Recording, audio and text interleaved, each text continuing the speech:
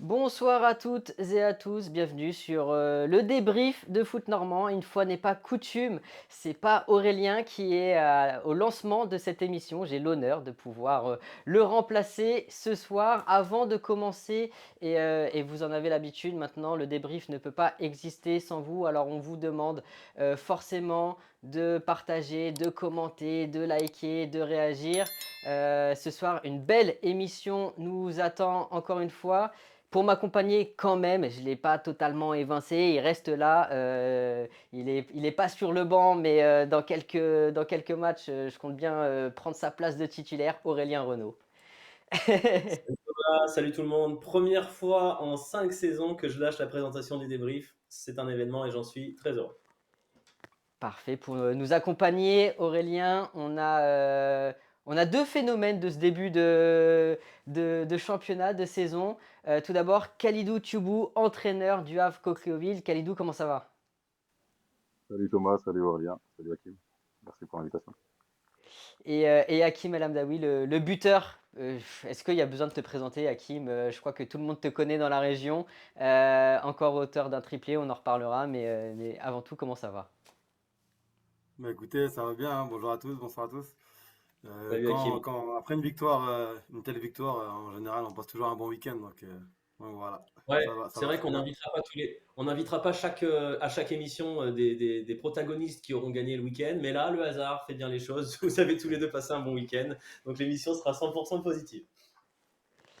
Messieurs, on va rentrer dans le vif du sujet. On lance tout de suite notre page Nationale 2 pour débuter ce débrief.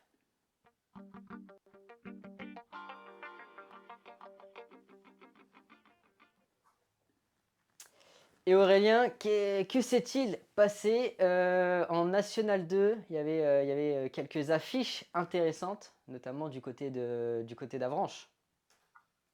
Du côté d'Avranches, effectivement, on avait envoyé Mathieu Billot en émissaire sur place. On va voir les images dans quelques instants, évidemment.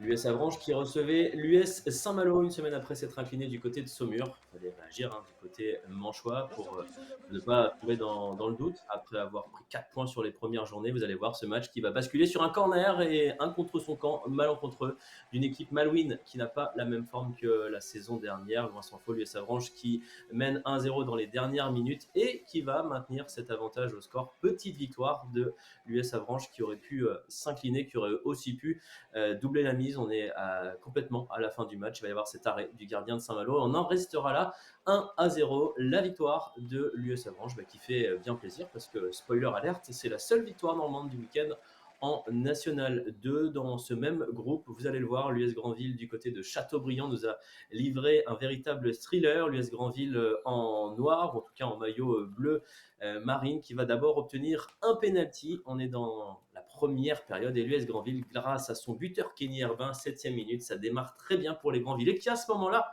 il faut le préciser, sont co-leaders du championnat, tout simplement. Et ça va même aller encore mieux quelques instants plus tard. Les Granvillais qui jouent vraiment un très bon football dans ce match à l'extérieur contre une équipe qui a très mal démarré. Et Yves Djedje, l'un des hommes en forme, l'autre homme en forme avec Kenny Herbin qui nous offre une superbe reprise, là, une superbe frappe plutôt, logée sous la barre, imparable pour le gardien, 2-0. Le boulevard est ouvert pour l'US Granville et puis il va y avoir ce fait de jeu avec un ballon que la défense granvillaise ne parvient absolument pas à dégager. On va en profiter astucieusement du côté de Samba Diop, 42e minute, Châteaubriand qui frappe et qui distille le doute dans les têtes granvillaises, c'est clair, avec ce but du droit, parce que vous allez le voir, on est en deuxième période. Châteaubriand s'est remis en selle après avoir notamment vu le départ de Michel Audrin, l'ancien entraîneur d'Avranches, très tôt dans cette saison. Il va y avoir ce but de Lemouya Goudiaby avec un ballon légèrement dévié par Mathis Lemray. Alors, est-ce que ça rentrait, est-ce que ça ne rentrait pas sans cette déviation? Qu'importe, Châteaubriand est revenu à 2-2 et va même arracher la victoire aux grandes dames des Grandvillers, aux grandes dames des supporters normands.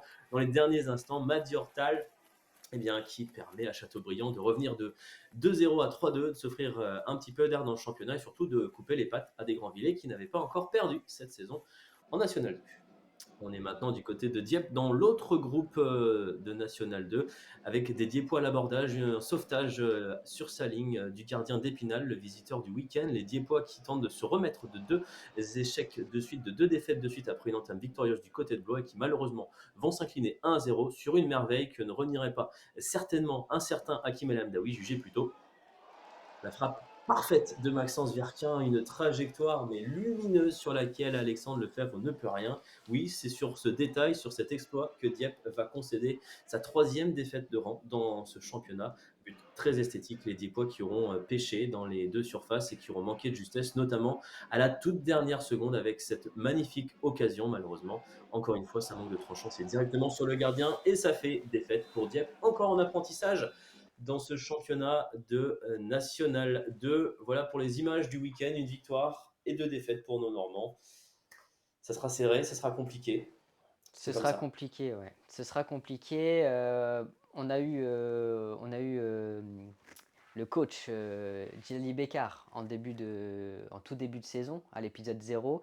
Et c'est vrai qu'il nous disait la première victoire, certes, elle est importante, mais il faut enchaîner dernière. Et c'est vrai qu'on voit que la marche est encore haute entre le N3 et le N2. Justement, on parle de marche. Alors, on a l'impression, et là c'est pour toi Khalidou cette question-là. Alors toi, t'es passé de R1 à N3.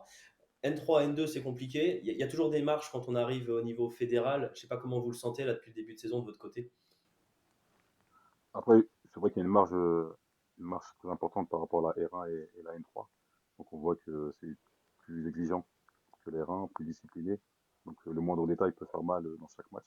On l'a vu sur le premier match à Versailles. Donc il y a comme un palier quand même entre la R1 et la N2. Mais je pense avec le début de saison qu'on a fait, on essaie de s'adapter au championnat. Ça t'étonne pas, toi, du coup, Khalidou, de voir finalement un promu Diepois qui a marché sur le championnat dans lequel vous êtes désormais, galérer comme ça dans ce début de saison, ça paraît logique. Il y a un temps d'adaptation quand on est promu. En tout cas, quand on est coach, on met en place une forme de patience. Après, je pense sur un championnat qui est très faible comparé à la R1. Donc là, c'est un marathon, il y a 26 matchs en N3, sur un peu plus en N2. 30 en Donc, N2. en N2, donc je pense que le premier match est très très important à gagner, même si derrière ils enchaînent des contre-performances Dieppe. Je pense qu'ils ont le temps pour se ressaisir et puis pour dresser la barre. On a un petit quelque chose à revoir. On a un buteur avec nous, Hakim El Hamdaoui. Hakim, je sais pas ce que tu as pensé. Tu as bien regardé ce but d'Épinal. Qu'est-ce que tu en penses en vrai? Regarde, on se le refait. Ça demande quoi quand on est buteur pour le mettre comme ça, ce but-là? Bah là, on voit bien qu'il frappe à l'instinct. Franchement, il a une bonne patte gauche parce que franchement, pour la mettre là où il la met, franchement, chapeau, elle est magnifique. Un par rapport au gardien, en plus, je crois qu'elle touche la barre. Mais franchement, une grosse frappe à l'instinct comme ça, elle est magnifique. Donc félicitations à lui. Il a fait gagner son équipe en plus, donc tant mieux. Ouais, et Donc c'est un très très joli but. c'est sur ça que Dieppe perd ce week-end. Ouais, et est-ce qu'on peut vraiment leur en Ouais, vouloir? Parce malheureusement, il y a des que joueurs comme ça. ils ont quand même montré de bonnes choses. On l'a vu Aurélien dans le résumé. Ils ont quand même montré de bonnes choses et il leur manque peut-être un petit peu, voilà, ce grain de folie pour conclure dans la surface adverse, quoi.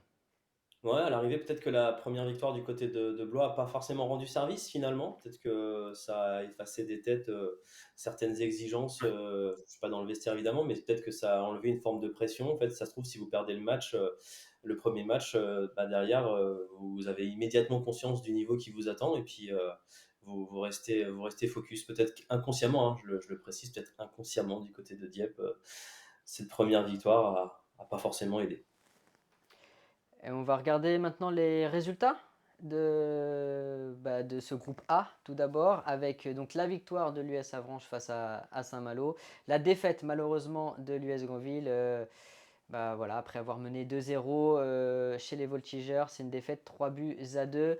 Euh, Qu'est-ce qu'on peut noter? On peut noter la victoire des Girondins de Bordeaux qui ont un peu commencé timidement, mais qui finalement sont bien revenus dans ce championnat.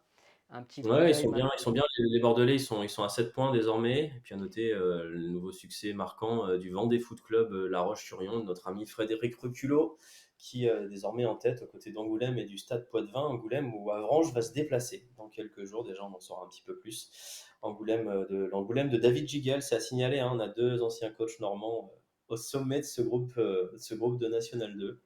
Et Et la l'US bonne nouvelle, Granville c'est de et voir, qui sont bien en place pour l'instant. ouais, la bonne nouvelle, c'est de voir les deux clubs normands quand même en haut du classement dans ce groupe A. Le programme, la semaine prochaine, on va le regarder tout de suite avec, tu l'as dit, l'US Avranches qui va se déplacer à Angoulême et l'US Granville qui va recevoir la réserve de Lorient. Et on Du précise, côté, oui, Angoulême-Avranches, ce sera jeudi soir. jeudi soir, Exceptionnel. exactement. Du côté du groupe B maintenant, donc avec troisième défaite de suite donc pour le FC Dieppe face à Épinal. On l'avait dit, hein, c'est un groupe très homogène avec, et je crois qu'il ne reste plus qu'une seule équipe, c'est le Blois, il me semble, à ne pas Mhm. avoir gagné cette saison. Si je ne dis pas de bêtises, on va regarder le classement tout de suite avec Saint-Privé, Saint-Hilaire qui domine les débats. Bourges, c'est le gros morceau de ce championnat, Aurélien. Ouais, Bourges qui a sa place, Saint-Privé, Saint-Hilaire qui continue à surprendre. Franchement, 10 points en 4 sorties, c'est un très beau bilan. Et comme tu l'as dit, il n'y a que Blois qui n'a pas gagné. Et voilà, Dieppe qui recule maintenant à l'avant-dernière place. Ils n'ont gagné finalement, ils n'ont pris des points que contre la seule équipe qui est derrière eux. Alors si on lit les choses de cette manière, c'est pas rassurant. Après, encore une fois, hein, il reste beaucoup de marge, beaucoup de place pour rebondir. Et Djali Bekar, il est coutumier du fait. Il n'a pas de chance, mais il commence souvent ses saisons un petit peu timidement. C'était le cas avec Saint-Lô, c'était le cas l'année dernière avec Dieppe en N3. Donc on lui fait confiance pour redresser la barre. Et la barre, il faudra la redresser en Corse la semaine prochaine, avec un déplacement pas si évident à Furiani. Ouais, tout à fait. Il faudra se remobiliser avec un déplacement en Corse, pas évident. Et Aurélien, du côté d'Avranches, il y a eu du mouvement. Il y a Avranches qui s'est renforcé également ces derniers jours. Ouais, je crois même que notre ami Mathieu Biot a récolté une petite réaction d'un certain Vincent Créin qui passe de l'US Granville à l'US Avranches, un club qu'il a connu il y a quelques années, donc c'est un retour aux sources. Déjà pour commencer, je félicite l'équipe et les copains qui ont gagné ce soir. C'était vraiment pas facile, donc déjà félicitations à eux pour les 3 points. C'est bien d'avoir bien réagi et bien rebondi par rapport à la défaite de Semur. Donc voilà, ça c'était la petite parenthèse. Ensuite, oui, je suis content d'avoir retrouvé un club. Voilà, ça permet encore de pouvoir, comme je l'ai dit tout à l'heure, repousser la retraite footballistique.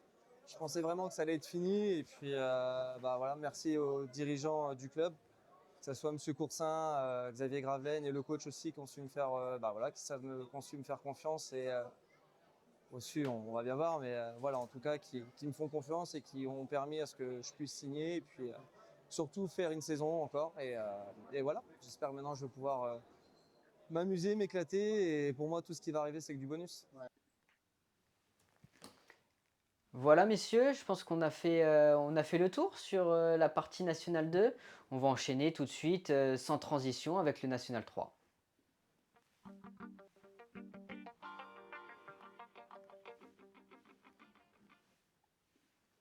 Et là, au Et, boulot, et Hakim, au boulot. et le National 3, voilà, on l'a noté, Alençon et El Hamdaoui, c'est chaud, parce qu'on va regarder tout de suite les images avec toi, là encore, Aurélien. Euh, un Ouais, déplacement donc à Rennes. comme Hakim avait su le dire sur Foot Normand à l'écrit, début de championnat marqué par des réceptions des matchs face à des réserves, pardon, et encore une réserve, la troisième de suite pour Alençon, ça commence bien sur le terrain du Stade Rennais. Jamais évident de se déplacer chez la réserve du Stade Rennais, c'est l'un des meilleurs centres de formation de France, il y a souvent des pépites, tu vas peut-être pouvoir nous le confirmer Hakim. En tout cas, Hakim servi par Nicolas Camillo, qui sait être passeur décisif en plus d'être buteur, bref, un nouveau duo qui fait plaisir. Le jeune Legendre, Alexandre Legendre, dont on dit le plus grand bien, là, qui fait très très mal. Franchement, les qualités de vitesse du joueur et de percussion sont terribles. La défense d'Alençon est restée sur place sur ce coup-là.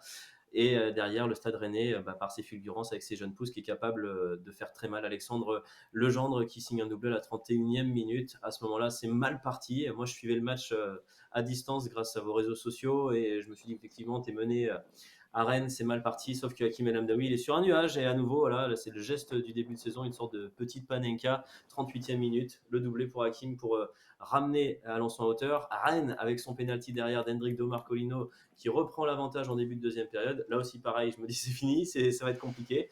Sauf que Hakim, il a faim dans ce début de saison. Et surtout, Nicolas Camillo est très généreux avec cette nouvelle passe décisive, 2 minutes plus tard. Pas de doute du côté d'Alençon, le 3-3, le triplé d'Hakim El Amdaoui, qu'on est à 4 buts cette saison. Il va falloir nous dire tout à l'heure ce que tu as fait pour être dans cette forme-là. Alors là, tu ne te charges pas du coup franc. J'ai un petit doute sur qui s'en charge, tu nous le diras dans quelques instants. En tout cas, le ballon est parfaitement placé et Nohan Traoré est à la réception à l'affût à la 71e minute pour offrir rien de moins que la victoire d'Alençon, 4-3 sur la pelouse du Stade Rennais, une semaine après avoir perdu 4-3 à la maison. Je pense qu'il y a des choses à nous dire sur l'ouverture des débats dans ces 2 matchs. Je pense qu'il n'y a pas de hasard. En tout cas, victoire impressionnante, marquante d'Alençon, surtout la première victoire de la saison. Bravo déjà Hakim. Pour commencer ton analyse sur le match, une équipe du Stade Rennais pas simple à dompter, des jeunes pousses fulgurantes. Comment vous avez fait pour vous en sortir, parce que vous êtes mené au score 2 fois de suite? Écoute, ouais, c'était très dur. Voilà, le mot que je peux vous dire, c'était très dur. On a beaucoup couru parce que voilà, ils avaient énormément de jeunes, avec 3-4 pros, je crois, qui étaient redescendus. Donc franchement, c'était très compliqué. On a beaucoup couru, on a été compact.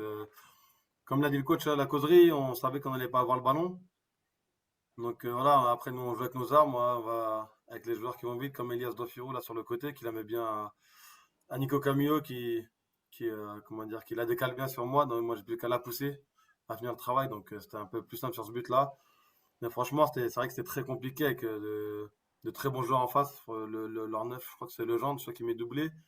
Ouais. Il est très rapide, franchement. Je crois que son premier but, il part de derrière, voilà, il met 2 accels, je crois, il la pousse et il finit. Donc franchement, voilà, très bon attaquant, c'est un bon jeune, je crois.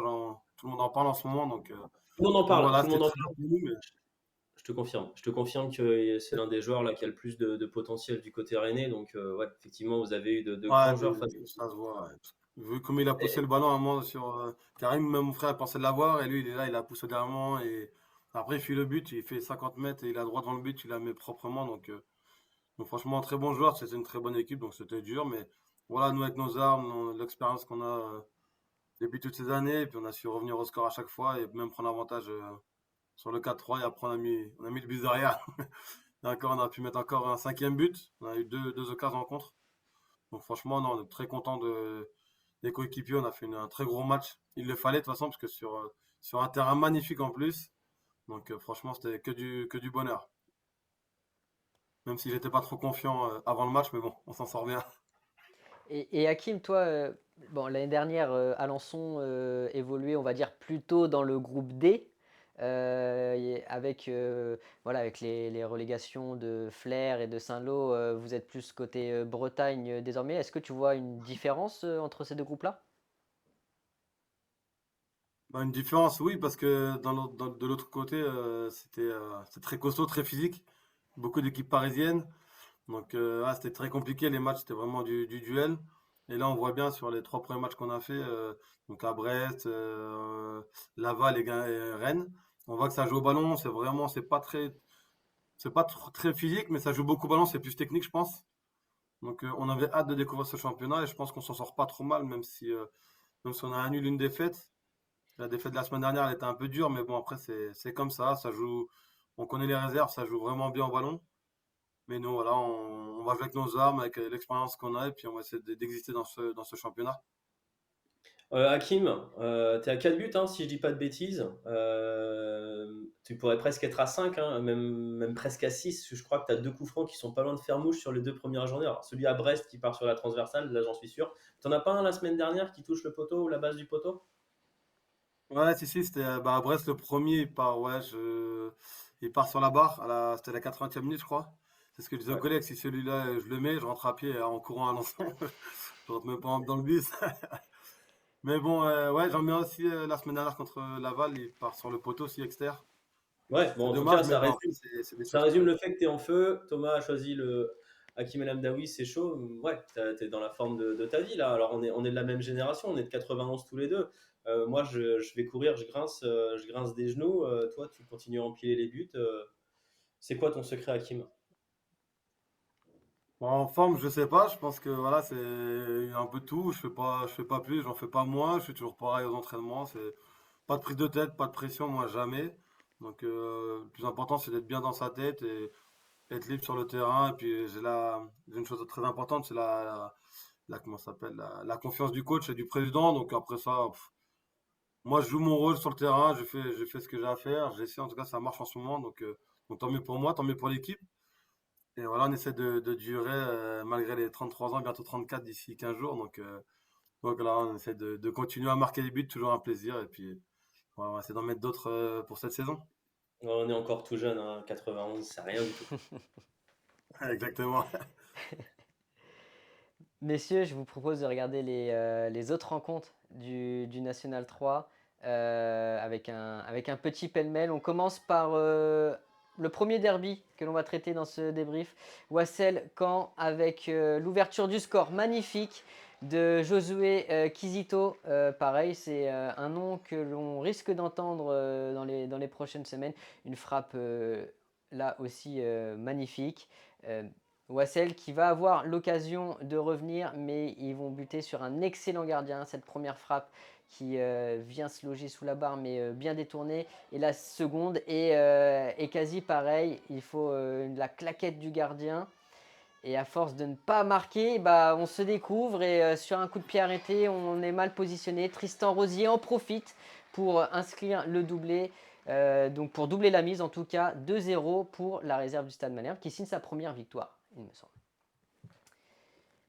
Dans l'autre rencontre de ce groupe D, le SE Div Cabourg qui joue seulement son deuxième match, on le rappelle, match reporté la semaine dernière face à Bastia. Encore un déplacement, cette fois c'est à Linas Montlhéry et c'est une frappe magnifique aussi à la 70e minute de jeu. Bruno Concalves Fernandez qui vient ouvrir le score. On voit de sacrés buts ce week-end sur les pelouses. Là, Max Verrier, il ne peut pas grand-chose, malheureusement. Quelques minutes plus tard, il y a ce ballon dans la surface de réparation. La défense qui n'arrive pas à se dégager. On veut tacler, mais on prend un peu tout. C'est un penalty qui est désigné à la 82e minute de jeu. Le break qui est fait par Sandy Nzunzi Mbala. Donc 2-0 pour les Divés qui ont du mal à débuter leur saison. Il y aura même l'expulsion d'une de leurs recrues, Dibaga, dans les derniers instants. Donc voilà, Div qui va terminer la rencontre à 10 contre 11. Et dans le groupe C, donc c'est les Virois. On a reçu Dorian Charlier la semaine dernière qui se déplace à Vannes. Alors on a cru à l'ouverture du score, mais a priori le ballon qui est repoussé sur la ligne. L'ouverture du score, elle va se faire comme à l'accoutumée par les adversaires des Virois. Pierre Bibicois qui ouvre le score à la 51e minute de jeu. C'est vrai que les Virois, depuis le début de la saison, ont du mal à garder leur cage inviolée. Mais il va falloir la réaction de Valentin Aumont qui met un but là aussi assez spectaculaire, une frappe de l'extérieur de la surface qu'on revoit au ralenti. Donc un partout pour Vire, donc en déplacement à Vannes. Des beaux buts, messieurs. Khalidou, qu'est-ce que ça t'inspire de voir ces images? Et après, promis, on parle de toi, il y a l'autre derby qui arrive dans quelques instants. Je crois qu'il prend beaucoup de place sur l'émission. Non, mais je pense qu'il y a eu des très beaux buts là, que ce soit les buts de Vire ou les matchs contre Caen. Donc après, on a des beaux buts et puis on a pas mal d'actions bien construites sur ces situations. On en a pour tous J'ai les une goûts là. petite question à vous poser, messieurs. On va déjà commencer par les deux équipes du groupe D, Wassel et donc le SU Cabourg, qui ne décolle pas dans ce championnat. Un point pour Wassel, aucun pour le SU Cabourg. C'est encore le début de saison, mais est-ce que c'est de nature à être surprenant et voire inquiétant? C'est des équipes que tu as rencontrées l'année dernière. Toi, Hakim, tu les connais très très bien, parce que même au-delà de ça, les années précédentes, quand il n'y avait pas encore eu la séparation, c'est des équipes que tu connaissais. Est-ce que tu es confiant quand même pour Wassel et pour Alençon, pour Alençon, pour Div Cabourg, pour se redresser? Ouais, je pense que pour moi, je suis assez confiant. Après, je crois que Div a pas mal de blessés, je crois. C'est que Philippe, là, on les a joués il y a 3 semaines, un mois, là, en amical, et je sais qu'il y avait pas mal de blessés, tout ça. Donc le temps que de laisser tout le monde revienne, tous les joueurs reviennent à leur niveau. Moi, je m'inquiète pas. Après, c'est vrai que ça fait déjà 3 matchs, c'est un peu compliqué, mais bon, on, on sait que c'est un championnat qui va être très très dur, avec les descentes qu'il y a eu et les nouvelles équipes. Donc ça va être très très compliqué, mais. Honnêtement, je suis confiant. Surtout l'équipe de Flip que je connais plus. Ouais, non, honnêtement, je suis pas inquiet, mais je pense une fois qu'ils vont gagner le premier match, ça va les mettre en confiance. Et après, il y a une victoire, on appellera d'autres, donc on verra bien. Mais en tout cas, je leur souhaite de gagner le plus de matchs possible. Et Wassel aussi, Wassel, je crois que ça leur a fait mal aussi. Ils ont perdu leur attaquant chez DB, je crois. Ils ont perdu aussi Yanis Zegoudi, je sais pas où il est parti exactement. Ouais. Ah bah si, il est parti à Coqueluche. Du Ouais, coup, pareil. non, non, ils ont perdu quelques Je suis pas joueurs. au courant, je suis qui pas au font- courant. Là. T'es pas au courant, toi, Khalidou. Ah, je crois qu'il fait du bien, Yanis Zeroudi, d'ailleurs, je vais bien le prononcer. Il fait du bien depuis le début de la saison aussi. Ah, il fait un bon début de saison. Maintenant, il faut qu'il continue à travailler et puis il leur ramène des points, comme ce week-end. Ouais. Qui fait partie des Ils sont joueurs jamais qui contents, sont. les coachs. C'est ça. Il faut être Pas, exigeant avec soi-même. Hein. Hein. En toute honnêteté, pas forcément d'inquiétude non plus hein, de notre côté en tant qu'observateur. On n'a qu'à prendre l'exemple de l'US Alençon la saison dernière, Hakim, à un moment donné, vous étiez au bord du précipice, même toi. Hein. Tu m'as raconté cette anecdote où tu voyais pas comment faire, et puis finalement, vous avez réussi à vous redresser. Un championnat, c'est long. Il y a des équipes comme ça qui peuvent prendre un peu plus de temps à démarrer. Puis Thomas, on le précise, hein, le Sud du Cabourg n'a toujours pas joué à Heurtemat cette saison. C'est ça. Et Ouais. on a parlé de Yanis Zeroudi. Je vous propose de basculer sur l'autre derby, le derby attendu, l'AS Trouville-Deauville-Villers qui recevait Le Havre Coqueluche-Ville. Donc, avec. Alors, est-ce qu'on peut dire que c'est un remake de la finale R1 presque, puisque l'AS Deauville n'existe plus, c'est l'AS TDV désormais. Mais en tout On va cas, dire que oui. ça y ressemble en tout cas. Et bah, c'est les joueurs de Coqueluche qui vont se montrer plus dangereux, j'allais dire, dans ce début de match, mais dans ce match tout court, avec un penalty obtenu avant le premier quart d'heure, qui, pour s'en charger, Aurélien, Yanis Zeroudi, qui enchaîne un bon début de saison, et là qui permet à ses coéquipiers d'ouvrir le score. Toujours une domination, notamment sur coup de pied arrêté. Alors, Deauville-Villers qui va se charger de voilà, remettre le danger devant, notamment avec Malcolm Perriand. On obtiendra même un penalty. Malcolm Perriand qui se charge de le tirer, mais c'est bien arrêté ou mal tiré. Ça, c'est voilà, l'appréciation de chacun. En tout cas, ça fait toujours 1-0. Il y a cette frappe de qui? De Yanis Zeroudi sur la barre transversale. Ça aurait pu faire 2-0 dès le retour des vestiaires. On le voit, Yanis Zeroudi, il est sur soit la conclusion, soit au début des actions. Donc c'est vraiment l'homme en fort de ce début de saison. Et le Havre Coqueluche qui va se procurer pas mal d'occasions, mais qui va se heurter face au gardien. À l'image là, une frappe peut-être un peu trop écrasée pour tromper et doubler la mise. Il y aura une nouvelle frappe qui est cette fois bien captée en deux temps. Dans les dernières minutes, la STDV qui donne tout. On a fait monter le gardien Romain Anquincan. Et malheureusement, un peu d'imprécision à l'image du match. Et on en restera là. Donc victoire 1-0 du promu, le Havre Coqueluche, pour son premier derby cette saison. C'est quoi la recette, Khalidou? Parce que sacré début de saison là. Bah, c'est le travail. Je pense qu'on a fait une bonne préparation avec le groupe cette saison. On n'a pas eu trop de blessés comparé aux dernières saisons avec l'effectif. Et puis pourtant, on avait mal démarré avec une défaite à Versailles, même si le contenu était intéressant à Versailles. Et on a su enchaîner face à Saint-Olomouc, qui a un autre profil d'adversaire que Versailles, Versailles qui essaie de jouer au ballon. Saint-Olomouc, c'est un peu plus athlétique. Et après, je dirais pas que c'était une revanche contre Deauville, parce que on s'entend très bien avec le coach Cédric Poirot. Et même si ça s'est bien passé, mal passé pour lui au barrage, c'est un match, on va dire, assez disputé, sur un terrain finalement qui n'était même pas le terrain habituel de Deauville. On a déjà Villers-sur-Mer, avec un terrain plus petit. La pelouse n'était pas assez intéressante, on va dire, par rapport à ce qu'ils peuvent avoir eux, à Commanda Hébert. sinon, c'est une bonne partie engagée. Et ça a tourné en notre faveur ce week-end. C'est impressionnant votre début de saison, Khalidou. En toute honnêteté, je pense que alors nous on a parlé avec Thomas, même toi, Hakim, tu peux certainement te joindre à nous. T'es promu, on a perdu Hakim. T'es promu en tout cas à ce niveau-là de jeu. C'est pas évident, je pense, d'exister parce que tous les observateurs vont avoir tendance à penser que bah, vous êtes une victime expiatoire, comme on dit. Alors le terme est pas beau, mais que vous êtes l'équipe à battre. Pour l'instant, vous, il y a pas trop de doute. Vous êtes franchement focalisé sur ce que vous avez à faire. J'ai l'impression que vous produisez du jeu et que bah, en fait, la pression glisse un peu sur vous. Je ne sais pas si c'est ton avis, Khalidou. Bah, après, il y a que l'intersaison, on a essayé avec le manager d'avoir un effectif qui doit nous permettre de jouer sur différents systèmes, s'adapter aux adversaires.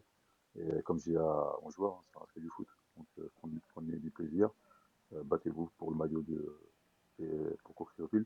Et ça nous sourit sur ce début de saison. Et puis, comme tu l'as bien dit, les promus, c'est souvent l'équipe à battre pour les équipes qui sont déjà là depuis quelques années en N3. Mais en tout cas, on a fait le nécessaire à intersaison pour avoir un effectif pour exister. Le but, c'est pas de monter et puis de redescendre la première année. On a retrouvé Hakim qui nous avait quitté quelques instants. Hakim, je te demandais, est-ce que tu trouves ça impressionnant, un promu qui a jamais joué en National 3 qui démarre par 2 victoires en 3 matchs? Franchement, c'est pas si commun que ça. Ouais, carrément. Non, non, franchement, je suis pas étonné quand je vois les joueurs, parce que je les connais un peu et j'ai joué contre eux. Donc, franchement, je suis pas étonné. En plus, ils ont récupéré comme le 0-10, c'est ça, de Wassel. Donc, honnêtement, je suis pas étonné. C'est une bonne équipe et je les ai vus la semaine dernière. Dans le débrief, ils auraient pu gagner aussi, je crois. Je sais pas ce ils ont fait un match Ils nul ou ils gagnent ont la gagné. semaine dernière, c'est le premier match où Le ils premier se sont match. battus à Versailles et Alors, en ouvrant le alors jeu. que là, il y a eu pas mal d'occasions, ouais. Non, non, Ouais, en je suis ouvrant pas le jeu. étonné. Franchement, c'est une bonne équipe. Donc, moi, ça m'étonne pas qu'ils aient des victoires. Et je pense qu'il y en aura d'autres. Il y en aura beaucoup d'autres. En tout cas, c'est ce que je leur souhaite. En tout cas, et je crois que Khalidou, à l'inverse, l'a pas dit tout à l'heure, mais ça ne l'étonne pas que tu mettes déjà des triplés sur ce début de saison, vu la réputation que tu as aussi en Haute-Normandie, ex-Haute-Normandie. La transition, en tout cas, elle est toute trouvée. On va faire assez rapide, Thomas, parce qu'on a pris un petit peu notre temps dans cet épisode. On vous a gardé une Oui, petite question. C'est vraiment quelque chose qu'on se demande en N3. D'après vous, quelle est la meilleure recette pour exister dans ce championnat-là? Vous savez que plus on monte, des fois, plus ça devient tactique, plus il y a des calculs en Ligue 1, Ligue 2, National. Est-ce qu'en N3, finalement, il ne faut pas en fait, être soi-même, jouer son va-tout, prendre des risques? Est-ce que c'est pas ça qui paye plutôt que d'être trop dans le calcul, d'être trop défensif, etc. Qu'est-ce que vous avez comme regard là-dessus? Je vais commencer par toi, Hakim, qui a un peu plus d'expérience forcément du N3. Toi, c'est quoi ta vision du jeu? On est là en N3 pour se faire plaisir, j'imagine. En tout cas, c'est ce que toi tu renvoies. Ouais, exactement. Après, moi, la seule chose que j'ai à dire, c'est prendre du plaisir. On n'a pas à se prendre la tête parce que si on commence à entrer dans la tactique, dans les trucs, ça peut nous bloquer. Voilà, sauf que si admettons, je prends un exemple, si on a un joueur qui est un technicien, qui a un bon dribbleur, tout ça, si on le bride, je pense que là, il va être bloqué, on va rien en tirer. Donc, euh, donc voilà, non, laisser faire les choses, prendre du plaisir. Voilà, comme nous, voilà, on a un jeu depuis des années avec Vincent Legnaud. Voilà, on le voit bien, c'est surtout, on joue beaucoup en contre. Alors, on a des joueurs pour. Donc voilà, donc nous, on essaie de jouer de notre va-tout. Voilà, ça fait des années que ça marche bien. Voilà, l'année dernière, on a eu un autre coach qui a ramené voilà, notre tactique, voilà, et notre mentalité pour jouer son propre football. Mais on voit bien que, surtout pour nous, l'US Alençon, ça n'a pas fonctionné. Ça ne l'a Je te pas coupe, fait. mais Alors, on était présent. c'est particulièrement ouvert là ce que vous faites depuis le début de saison. 2 fois 4-3, ça dit quelque chose quand même. Vous prenez des risques sur le terrain. Ah ouais, bah après on prendrait, je sais pas, mais en tout cas, voilà, on est offensif. Voilà, je pense que début de saison compliqué, parce qu'on en manque entre guillemets, de défenseurs. Karim était pas là le premier match, était suspendu. Nathan Legno aussi avait pris 3 matchs, je crois, donc il revient à partir de ce week-end. Donc voilà, défensivement, on a un peu bricolé. Voilà, peut-être pour ça aussi, on a dû mettre Amaury Tessier. Alors imaginez-vous, on a dû mettre Amaury Tessier dans l'axe. Donc voilà, bon, ça a duré que 20 minutes. Donc là, on a On a vu. bricolé un peu. Voilà, le coach a essayé. Voilà, donc maintenant, voilà, Karim est revenu sur le deuxième match contre Laval et ce week-end. Donc là, il y a je pense, une meilleure stabilité défensive. Et là, Nathan Lino va rentrer. Donc je pense que voilà, on joue notre jeu, on fait ce qu'on a à faire. Donc Donc voilà, franchement, nous, on va essayer d'exister avec notre propre jeu, voilà, quand on va pas s'inventer des choses, on n'est pas n'importe qui, on n'est pas des joueurs de professionnels ou quoi que ce soit. On va se défendre avec nos armes et on va faire le maximum pour exister dans ce championnat, encore une fois, qui s'annonce compliqué. Ouais. En réaction à ça, Khalidou, c'est ça comme discours que tu tiens à tes joueurs, qui jouent avec leur qualité, qui se fassent plaisir, qui soient pas trop dans le calcul. C'est l'image que vous renvoyez aussi, vous, de votre côté, hein. Bah, c'est dans les mêmes optiques qu'Hakim, parce que quand on a des joueurs qui sont créatifs et qui aiment bien aller vers l'avant, je pense qu'il faut les laisser s'exprimer. Et c'est comme ça que des fois qu'on arrive à déstabiliser des blocs soit très bas ou qui essaient de nous contrer. Donc l'idée c'est de ne pas être dans la frustration pendant les matchs et qu'à la fin les joueurs prennent du plaisir en fin de match et qu'on arrive à proposer des choses intéressantes et puis qu'on joue au foot quoi, qu'on s'amuse, ça reste toujours un jeu, c'est un plaisir d'être sur le terrain. Donc si on arrive si on commence à brider pas mal de joueurs et puis qu'on est là juste pour contrecarrer un adversaire, parce que l'effet de jeu ça va vite, on prend un rouge, on prend un but dès le début de saison, dès le début du match, le plan de jeu il change. Donc l'idée c'est de jouer. Moi je suis un coach joueur. Des fois on me dit je suis un peu trop joueur par moment, mais je me dis je préfère rester dans mes convictions et puis on s'adapte à toute situation de jeu, quoi. Et c'est vrai que si on rajoute ce que vous faites, ce qu'Alençon réussit là, alors ça n'a pas tourné contre Laval, on peut ajouter l'AF Virois aussi dans tout ça, avec un jeu particulièrement ouvert, hein. Preuve en est, ils prennent à chaque fois l'ouverture du score cette saison. Ouais, on a l'impression que, en tout cas, sur ce début de saison, ça peut payer de prendre des risques. Thomas, je pense que c'est un peu la conclusion de cette émission. Complètement. Juste, on va regarder, avant de conclure l'émission, les Évidemment. résultats quand même, brièvement. Donc, on va commencer par le groupe C avec le match nul de l'AF Virois et on l'a dit, la victoire de l'US Alençon grâce au triplé de Hakim El Amdaoui. Au niveau du classement, l'AF Virois qui est toujours en tête à égalité avec Cesson. Donc, un bon début de saison sur la continuité de la saison dernière. C'était un test. C'était un test ce week-end contre Vannes. Je pense qu'ils l'ont passé haut la main. C'est pas évident. Le Vannes de Sylvain Didot, hein, qui est revanchard après avoir fait une saison un petit peu compliquée. Ils ramènent un point de leur premier déplacement. Donc pour l'instant, ils sont vraiment dans le bon temps de passage. Et Et alors, l'US Alençon, donc avec 4 points qui s'éloigne un peu de la zone rouge. Après, voilà, à ce moment-là de la saison, je pense que le classement il reste encore très anecdotique. Un petit coup d'œil sur ce qui vous attend le week-end, alors pas le week-end prochain, le 20 septembre, dans 2 semaines, puisque le week-end prochain c'est la Coupe de France. Donc l'AF Virois reçoit Fougères et l'US Alençon, le FC Lannion. Du côté du groupe D maintenant, donc on l'a dit, donc deux derbies ce week-end. Deux derbies avec des victoires à l'extérieur, le SM Caen à Wassel 2-0 et donc le HAFCO Criouville à l'ASTDV 1-0, défaite du SUDIF Cabourg donc 2-0 sur la pelouse de l'INAS Montlhémery. Au classement, là encore, le HAFCO Criouville, 4e, 6 points, 1 point du leader. Mais comme pour Alençon, ça reste encore anecdotique à ce niveau-là, Khalidou. Ouais, c'est que le début de saison, donc après, tous les points sont bons à prendre sur le début de saison. Il faut être dans la durée et puis continuer à travailler.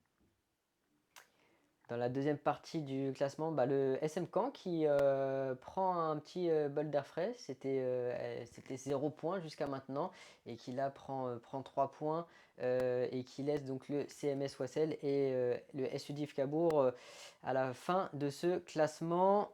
seulement Au deux matchs joués, niveau, hein. Avec seulement 2 matchs joués, hein. J'ai vu qu'on avait mis 3, mais c'est seulement 2. exactement. Au niveau du programme, donc la semaine dans 15 jours également, la réserve du Stade Malherbe reçoit Aubervilliers. Vous, Calido, vous vous déplacerez à Sainte-Geneviève, si je lis bien. Et il y aura un autre derby, SUDIF Cabourg, CMS Wassel, donc deux derbys de suite pour Wassel.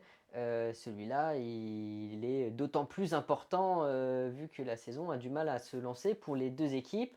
La STDV aura un déplacement en Corse chez la réserve de Bastia. Est-ce qu'il y a un match qui t'anime plus que d'autres, Aurélien, pour les 15 prochains jours? Pour les 15 prochains jours, Enfin, dans les 15 prochains jours. franchement, le SUDIF Cabourg-Wassel, franchement, il va être vraiment très intéressant à suivre. Mais de manière générale, non, tous les matchs m'animent. Tous les matchs m'animent, n'importe lequel. C'est la recette des Messieurs, 5 saisons. C'est ça. Messieurs, on n'a plus qu'à vous remercier de votre participation à cette émission. On a eu quelques petits couacs à la réalisation, mais on s'en sort plutôt bien.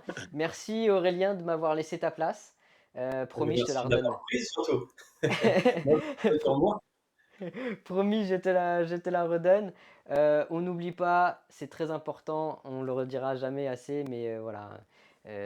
Abonnez-vous, likez, partagez, dites-nous ce que vous pensez des buts de Hakim El Amdaoui chaque semaine, parce que chaque semaine il y en a.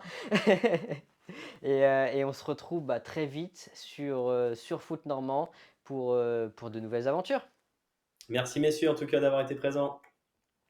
Merci à Allez, vous. ciao! Ciao, ciao. Bonne saison à vous. Ciao, ciao.